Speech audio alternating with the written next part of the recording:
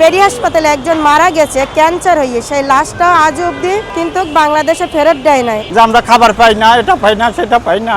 1.5 বছর ধরে ও জেলে আটকা আছে। আমার বাবা দীর্ঘ 9 বছর ইন্ডিয়াতে ছিল, তারপর উনি ইন্ডিয়া থেকে আসার পরে আসার পরে আবার গেছে, যাওয়ার পরে 7 মাস পরে ওনাদের ধরা হয়েছে। কিন্তু ওনাদের কোনো অকারেন্স নাই, কোনো ওইখানে কোনো অকারেন্স করতে ওনারা যায় না। ওনারা জীবিকা নির্বাহনের জন্য গেছে, কাজ করতে গেছে। ওনাদের সিভিল পোশাকে এসে ভোর 5টা বাজে ওনাদের রুম থেকে আটক করে নিয়ে গেছে।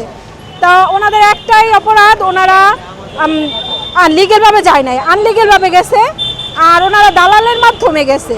ওনাদের এইটাই অপরাধ। কিন্তু এরকম অপরাধ কিন্তু এই বাংলাদেশে শুধু হয় না, অন্য রাষ্ট্র থেকে অন্যান্য মানুষ এক জায়গা থেকে আরেক জায়গায় যায়। কিন্তু এইটা সাজা কি হয়, শুধু 3 মাস কি 6 মাস মানুষগুলারে রাখে, তারপর ওনাদের দেশ থেকে বের করে দেয়। কিন্তু আজকে 1.5 বছর হয়ে গেছে, ওনাদের বের করতেছে না। একটার পর একটা সময় শুধু দিচ্ছে আর ঘুরাচ্ছে, একটার পর একটা ঘুরাইতেছে, যে এই সপ্তাহ না ওই সপ্তাহ, ওই সপ্তাহে না এই সপ্তাহে, এরকম করে ওনাদের ঘুরাইতেছে। আমার স্বামী আছে ওইখানে, এই দীর্ঘ 13 মাস ধরে জেল কাটতেছে। অবৈধভাবে যাওয়ার কারণে অ্যারেস্ট করছে, অ্যারেস্ট করার পরে এই 1 বছর 3 মাস ওইখানে আটক আছে।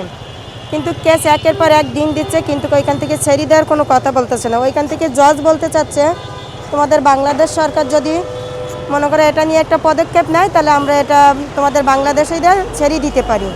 পেরি হাসপাতালে একজন মারা গেছে ক্যান্সার হয়ে, সেই লাশটা আজ অবধি কিন্তু বাংলাদেশে ফেরত দেয় নাই। তাহলে এরপরে যদি একের পর এক এইভাবে কেউ যদি অসুস্থ হয়ে মারা যায়, তাহলে আমরা কি বাংলাদেশি লাশ কি আমরা ফেরত পাবো না? আমার মায়ের পেটের ভাই আজ 8 মাস ভারত জেলে আটকা আছে, তার কোনো খোঁজ খবর নেই।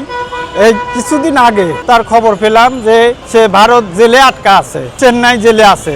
তো আমাদের দাবি একটাই, যে আমার ভাই যেন মুক্তি হয়ে বাংলাদেশে ফিরে আসে। অ্যাপসের মাধ্যমে কথা, ওখান থেকে ফোন দিলে পরে শুনি 5-7 মিনিট কথা বলার পরে সে ফোনটা কেটে যায়। আমরা ফোন দিলে সে ফোন রিসিভ হয় না। এইভাবে দিন চলতেছে, আর ফোন দিলেই খালি কান্নাকাটি করে যে আমরা খাবার পাই না, এটা পাই না, সেটা পাই না। তো ওনারা বলতেছে যদি বাংলাদেশ সরকার তোমাদেরকে বলে যে আমরা ছেড়ে দেওয়ার জন্য, তাহলে আমরা ছেড়ে দেবো। বাংলাদেশের অনেক নাগরিক জেলের ভিতরে আটকা পড়া আছে, তাই আমরা তাদের নিঃস্বার্থ মুক্তি চাই। আমার স্বামী দীর্ঘ 9 বছর ধরে চেন্নাই কাজ করত। ওইখানে চেন্নাইতে ওইখানে গার্মেন্টসে কাজ করত প্রায় 9 বছর।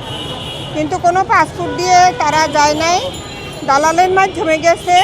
ওইখানে গিয়ে ভালো কাজ করছে, ভালো টাকা পয়সাও মোটামুটি 30,000-35,000 প্রতি মাসে টাকা পাঠাইছে। 1.5 বছর ধরে ও জেলে আটকা আছে। জেলে আটকে তাদের অনেক সাজা হইতেছে, অনেক কষ্ট হইতেছে। তাদের সাথে মানুষ মারা গেছে, এমনকি লাশটাও দেয় না, তাদেরকেও ছাড়তেছে না।